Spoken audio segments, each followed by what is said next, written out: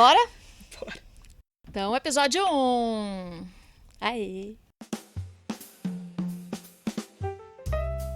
Esse é Telapia, pitacos das telas na sua vida por duas fãs de cultura pop.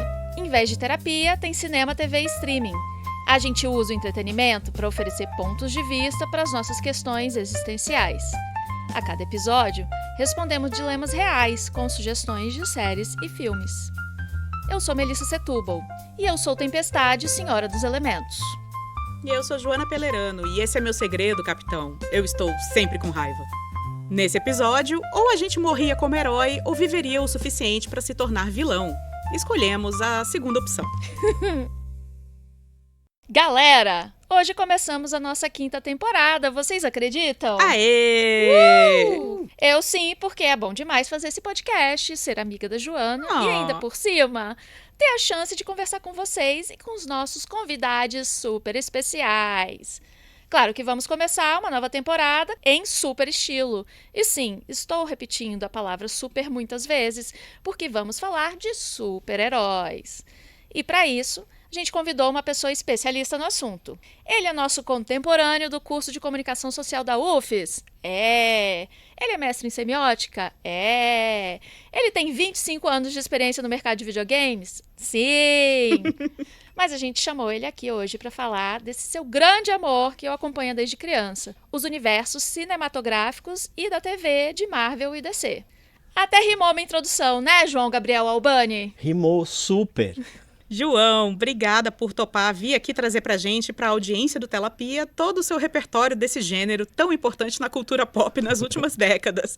Dá a impressão de que não existe outra coisa sendo produzida, a não ser filme e série de super-herói, né? E aí, como consumidor ávido de conteúdos de super-heróis, desde quadrinhos, graphic novels, séries, filmes, conta pra gente a sua percepção sobre esse fenômeno mainstream. Marvel e DC, por exemplo, viraram as maiores bilheterias e audiências do mundo, né? Antes de mais nada, Joana, Melissa, obrigado pelo convite. Estou muito feliz, muito grato e uma honra estar aqui com vocês hoje. Nossa. Sim, é muito legal falar sobre esse tema aqui. Meu Deus, parem, né? Nos deem pelo menos um alívio, um respiro para a gente poder entender por que tem tanto filme e produção audiovisual de super-herói, né? Hoje, filme de super-herói sustenta bem, com eficiência, a indústria cinematográfica e todas as suas repercussões, como o audiovisual em geral, streaming, todas as plataformas. Porque lá atrás, graças aos efeitos especiais, práticos ou digitais, filme de super-herói deu certo para audiências muito grandes. O meu recorte histórico que eu queria te apresentar aqui era justamente provar que filme de super-herói, ou produção de TV de super-herói também, é o bebê reborn dos meninos. Porque é justamente um conteúdo que foi criado para meninos. Lá atrás, antes ainda de ser história em quadrinhos, era livro com Flash Gordon, Mandrake, Fantasma, enquanto as meninas liam o Sítio do Pica-Pau Amarelo, aprendiam a cozinhar, a arrumar a cama e cuidar de nenéns. Os meninos tinham o direito de invadir outros países, né? Conhecer terras distantes, lutar contra índios, vencer os bad guys, né? Aprender a fazer galanteios, né? Eles tinham direito às suas grandes aventuras. Eu acho que isso se prorroga e a indústria cinematográfica aproveita que um efeito especial sempre traz muito impacto e garante audiência e se justifica nas histórias de super-heróis, tipo, desde sempre. Aí você tem marcos importantes, tipo o próprio Superman no final dos anos 70, foi um grande filme de grande bilheteria, porque você já tinha uma indústria de efeitos especiais já começando a amadurecer. Ele era também um filme de apelo popular e tinha a promessa de que você ia acreditar que o homem podia voar. Isso era uma parte da campanha de marketing. E deu super certo. Fizeram um efeito lá, um chroma key, que o Super-Homem voou. Claro que aliado com trilha sonora, também teve bons atores que saíram do teatro, né, da Broadway. E aquele material ali, aquele conteúdo se garante e perdura para sempre, né? Depois ele vira os aerolitos voadores do Chapolin. Basicamente a mesma tecnologia. Então, assim, desde aquele momento, a indústria cinematográfica, Hollywood sacou, tipo, filme de super-herói dá audiência. Os caras levam suas namoradas, não era o público principal. Ah, mas tem Mulher Maravilha, porque tem a Viúva Negra. Elas só simplesmente garantem a minha teoria, né? Elas são a exceção do grupo. É um grupo de 4, 5 homens e uma mulher. né? Tudo bem que Mulher Maravilha também, no começo dela, ela era super feminista, ela sempre trouxe a pauta. Mas enfim, eu acho que a indústria cinematográfica sacou que dá dinheiro, se sustenta, e ela tá tentando tirar leite dessa teta até hoje. E aí a gente tá nesse momento de 2025 sacando que também não é eterno, né? Faz no mínimo 5 anos que a coisa não anda. Que eles estão tentando e eles estão encontrando agora um grande desafio, que é conseguir a audiência esperada para essas mega produções de bilhões de dólares. O que me chama muita atenção desse tipo de produção é o impacto tremendo que as reações e opiniões de fãs têm na condução desses IPs muito famosos. Tanto para coisas bacanas, como finalmente dar destaque, protagonismo para as heroínas, né? Super-heróis de etnias diversas e por aí vai. Assim como para o mal. Os Red Pills, eles se apropriam, se apossam dessas figuras percebidas como aspas do bem para poder propagar discurso de ódio e preconceito. Isso aí, eu também acho. Acho que como toda produção de conteúdo do Ocidente está muito amarrada ao espírito da época. Então, já que você tem aí super-heróis escritos em arcos de histórias em quadrinhos que levam até 8 anos para chegarem ao fim, como foi questão dos X-Men e tudo mais, eles recebem influência do que está sendo discutido, debatido na sociedade. E aí eu trago o exemplo dos X-Men porque eles foram reapresentados recentemente e eles, quando foram criados, eles traziam toda uma discussão sobre racismo, sobre minorias, que estavam sendo revistas, né, na sociedade norte-americana. E aí fica essa discussão do tipo um preciosismo sobre o que é o personagem de acordo com a minha visão ou a minha leitura que eu tive sobre ele. Mas também tem essa outra crítica sobre o comportamento dos personagens escritos hoje, porque a sociedade está polarizada e critica também cada um desses movimentos. Se utiliza desse argumento assim, é canon, não é canon. Fui aprender isso recentemente. Sendo que quem decide o que é canon e o que não é canon são as pessoas que estão escrevendo essa história. E são pessoas que vivem hoje, elas vão refletir o que está acontecendo no mundo hoje, não? Mais ou menos, né? É uma indústria. Exato. Tem dono, né? É capitalista. Eu não quero fazer qualquer coisa, não quero perder dinheiro com o meu Homem-Aranha. Então ele vai perder todos os amigos e parentes, todo mundo vai esquecer quem ele era, o alter ego dele, o Peter Parker. Ele também vai perder o emprego, para ele poder voltar a viver uma vida penosa, de dificuldades em Nova York, começando sua carreira, começando o trabalho, essa luta que garante audiência, garante leitura. Isso aconteceu com o Homem-Aranha 3 agora. Então, assim, existe sempre a mão forte da dona da marca que define de fato o que vai acontecer. O que a gente vê no filme de super-herói é uma mistura, é uma moqueca de várias versões desses personagens. Voltando, por exemplo, para a própria Mulher Maravilha. Ela começa como uma personagem ultra feminista, mas no princípio dos anos 2000 ela fica extremamente masculinizada. Ela se torna uma pessoa extremamente vingativa nas suas histórias. Ela mata, porque isso faria sentido com a origem dela. Mas aí também, no meio do caminho, você tem uma série de videogames que a Warner lançou, chamada Injustice, que eram outra coisa. Aqueles personagens venderam muito. Então era impossível de você deixar de trazer referência desses personagens que alcançaram uma outra geração de consumidores para os filmes. Então os personagens que a gente vê no cinema são resultado de escolhas que a dona da marca, a Warner, né, ela fez em cada um desses personagens com características da personalidade deles, de vários produtos culturais. E aí, quanto mais produtos, então, forem sendo criados, e serão criados porque, né, necessidade de ganhar dinheiro fala muito mais alto, mais características vão sendo criadas para esses personagens, e na hora de fazer um filme, uma série, eles têm que enfiar tudo isso na história. Tem. E aí a gente fica na dúvida, tipo, deu certo, não deu? E eu gostaria de acrescentar um ponto interessante, além da crítica justificada do público que aceita o canon, que não aceita, existe também a força dos fãs no levante contrário. Então, aquele site de reviews de análises, o Rotten Tomatoes, ele sofre um tsunami, uma onda de críticas negativas, que às vezes são até infundáveis. É apenas o grupo de fãs meio que revoltados porque o personagem não estava exatamente do jeito que ele queria, e aí eles metem um pau e a audiência do filme cai por terra. Né? Então tem muita interferência, às vezes justificada ou não. Eu acho curioso que, nesse sentido, a gente vivendo esse mundo polarizado, tão polarizado que estava ouvindo o Michel Alcoforado da Globo News falando que essa nova geração, as mulheres, as meninas estão super independentes, empoderadas, e os meninos estão cada vez mais reativos e rancorosos, né? Então a gente está vendo a polarização justamente dentro da geração. E como é que as histórias dos super-heróis vão refletir isso? Para mim, a justificativa do é canon, não é canon, na verdade é só uma fachada para poder trazer aí todos os seus preconceitos e questões mal resolvidas, né? Se a gente vai falar do homem hétero, branco, cis, a gente vai ver aí isso que você acabou de falar, né? Essa disparidade entre formas de se enxergar mundo que a gente está notando. E os super-heróis viram o lugar de refúgio, e aí quando ele não é um lugar de refúgio, acontece essa revolta. Eles né? buscam outro, né? No final das contas. Mas a gente também não pode esquecer que é um produto cultural de outro país, é dos Estados Unidos. Nos Estados Unidos existe uma forte onda progressista, sei lá desde quando. Então você tem, por exemplo, o momento em que o filho do super-homem se assume como bissexual e vende historinha em quadrinhos. Imagina você ter venda de revistas impressas nos anos 2010. Era tipo um sucesso absoluto de vendas. Determina o segmento. Só que no Brasil, quando essa história vai ser republicada em português, ela é abafada. Ela acontece, tá lá, mas ninguém fala. Porque a reação seria completamente negativa. Entende? E você sabia que o super-homem tinha filho? Assim, mais ou menos.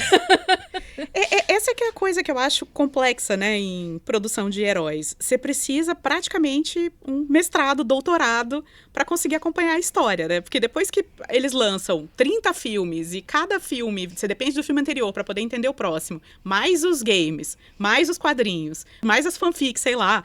Você chega uma hora que você não consegue acompanhar. Então eu não consigo acompanhar, eu tô perdida. Verdade. Agora que você tá falando, eu fico pensando, nossa, isso é muito masculino, né? Do colecionar, né?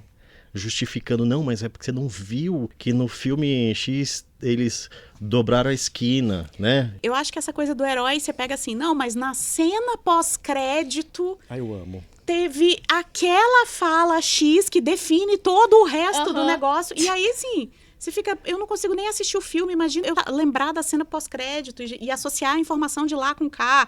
É muito complicado, é uma coisa muito complexa. Concordo. E é por isso que eu acho curioso, assim, quando as pessoas falam que esse tipo de produção audiovisual é só ruim, né? Então, o Scorsese disse que a Marvel tá destruindo a arte do cinema, coisas do tipo. Então, você como consumidor desse gênero, o que você acha sobre esse ponto de vista, assim? Porque pra mim, super-herói não é sobre arte.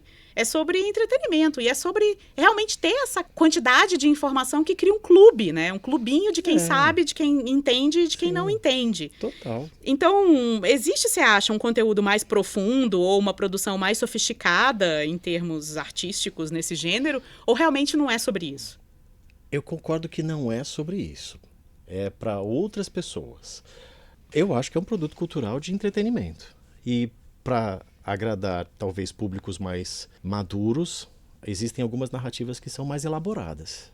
A gente viu isso no primeiro filme do Coringa, onde, com a desculpa de que o personagem é louco e que ele está vivendo uma fantasia delirante na cabeça dele, se conta uma origem nova para o personagem. Ele seria filho da empregada da família Wayne, com o pai do Bruce Wayne. Ou seja, ele seria o meio-irmão bastardo do Bruce Wayne, que traz pra gente uma profundidade melodramática fabulosa. E tá se costurando super bem com um personagem que vive vestindo as roupas de um palhaço, né? Mas não acho que é uma narrativa elaborada. Eu acho que tem seu valor como entretenimento. Eu acho que também outra coisa que especificamente filme de super-heróis trouxe para o nosso mundo de consumo de conteúdo é as sequências sem fim. Antes a gente via filme que tinha sucesso, fazia sequência, tipo Tubarão 1, 2, e até um 3. O quarto você já sabia que era uma bomba. Uma bomba, não ia dar certo, né? E você chegou a ter, depois, com os filmes de super-herói, sequências intermináveis. E aí eles acrescentam os multiversos, que já é uma justificativa para trazer personagens com limiares diferentes. Pronto, aí a caixa de Pandora está aberta, né? Tudo pode acontecer, mas como entretenimento. Pois é, e aí leva a gente para outras alternativas também, né? Que são essas filmes ou séries de TV que tentam um pouco ironizar todo esse conteúdo de herói. Tipo The Boys, que tem essa intenção justamente de falar, olha só, aqui a gente tem pessoas com poderes, mas isso não significa que elas são as melhores pessoas do mundo, elas são só pessoas. E por isso elas fazem bobagem, e esse poder é sempre um desequilíbrio social que vai causar problema. Eu vi The Boys, eu acho muito legal. Pra mim é como Watchmen, que foi feito um filme há uns 10 anos, que é tipo, você cresceu assistindo isso, aí depois você já está crescido, você precisa de uma narrativa um pouco mais madura. Então toma aqui, toma The Boys, que seria a sua visão de pessoa crescida sobre um produto de criança, né? Você começa a se questionar coisas que quando criança você não questiona. E depois, se a gente for parar para prestar atenção, a reação de parte do público é justamente não entender essa ironia e abraçar as coisas como se, nossa, eles são os heróis e eles estão certos, né? Tem acontecido esse movimento lá e os Red Pills são os principais agentes desse tipo de entendimento, de apropriação de conteúdos que vêm para criticar, mas eles se apropriam como se fosse... Golpistas. Puros golpistas. Entendi. Tem um exemplo também que passa na Amazon, que ela produziu uma série de desenho animado chamada Invencível. O menino descobre que o pai dele é um super-herói tão poderoso quanto o super-homem. E depois ele descobre que também o pai dele não é legal. Ele, na verdade, ele vem de uma raça alienígena que quer dominar o planeta. E aí começa toda essa discussão do tipo, o tamanho dos poderes equivalente à responsabilidade, né? E os interesses próprios e os limites éticos, né? Que é o meio que vocês têm com The Boys, né? Que você trouxe com The Boys. Só que isso também veio dos quadrinhos, né? Eu acho que a gente tem uma produção cultural muito intensa nas histórias em quadrinhos. E eu não estou falando nem mais de Marvel nem de DC. Já é de um terceiro, sabe? E é muito rica, né? São histórias que são... Acho que teve um momento que existiam 5 revistas do Super-Homem sendo lançadas por mês, impressas, sabe? E eram 5 arcos diferentes. Não é que uma história começava numa revista e terminava na outra. Não, era como se ele estivesse vivendo outra vida, sabe? Wolverine já teve isso, os X-Men também, por muitos anos, 2 Aí por que mês. Confunde mais ainda a cabeça, como você estava falando. Sim. Pois é, gente, ninguém faz mais nada na vida se for acompanhar tudo isso. Esse era o meu recorte. Eu acho que é o bebê reborn dos meninos. Eu posso estar enganado, mas quando eu vejo, por exemplo, que a presença feminina ela é tímida, considera, por exemplo, que o filme Avengers, os 2 personagens protagonistas que morrem no primeiro filme são a Gamora e depois a Viúva Negra, né, que são as mulheres. E o segundo filme teve um reforço de presença de protagonistas femininas, então apareceu assim, exércitos de super-heroínas no segundo filme, que sempre foram tratadas num segundo escalão. E aí começam a pipocar um monte de séries na Disney Plus. E todas essas séries eram protagonizadas por mulheres. Tinha a Feiticeira, teve a Mulher Hulk, teve a Miss Marvel, e teve também a Capitã Marvel, que começou a demonstrar a revolta dos Red Pills. Todo mundo reclamando dela, botando notas horríveis no Rotten Tomatoes. O filme não tem nada de errado, só uma história divertida, sabe?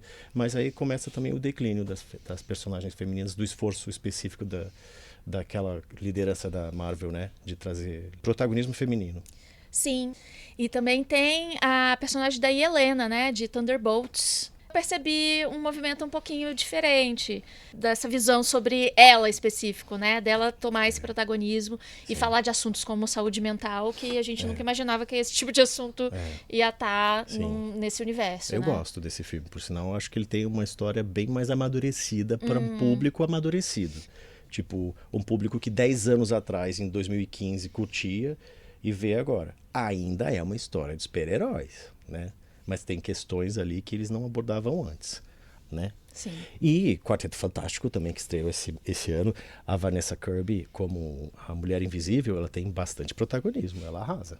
Amigo, que alegria ter sua valiosa contribuição para esse nosso humilde podcast, que não tem toda a verba nem o alcance de um blockbuster de super-herói, mas está aqui tentando salvar as pessoas de alguma forma, né? Seja do tédio de lavar uma louça ou da dúvida do que assistir. Eu amei, amei, amei. Vocês têm um alter ego, vocês são super-heroínas da vida real. Obrigada de novo, João. E também obrigada por prestigiar a gente com a sua audiência cativa desse podcast, sempre nos encorajando, é um querido. Eu amo, vocês são ótimas. Valeu! E esse foi mais um episódio de Telapia. As sugestões de hoje são todas as séries de TV e séries de filmes de Superman, Mulher Maravilha, X-Men, Homem-Aranha, Vingadores, Coringa, The Boys, Watchmen, Invencível, Guardiões da Galáxia, Feiticeira, Mulher Hulk, Miss Marvel, Capitã Marvel, Thunderbolts, Quarteto Fantástico. E menção honrosa pro Chapolin, né? Vamos combinar aqui. Ele merece. Mande a sua pergunta anônima por aqui ou em @sessão de Telapia no Instagram, que a gente responde num próximo episódio, sugerindo algo para você assistir, se divertir e, quem sabe, ganhar outras perspectivas. Até a próxima!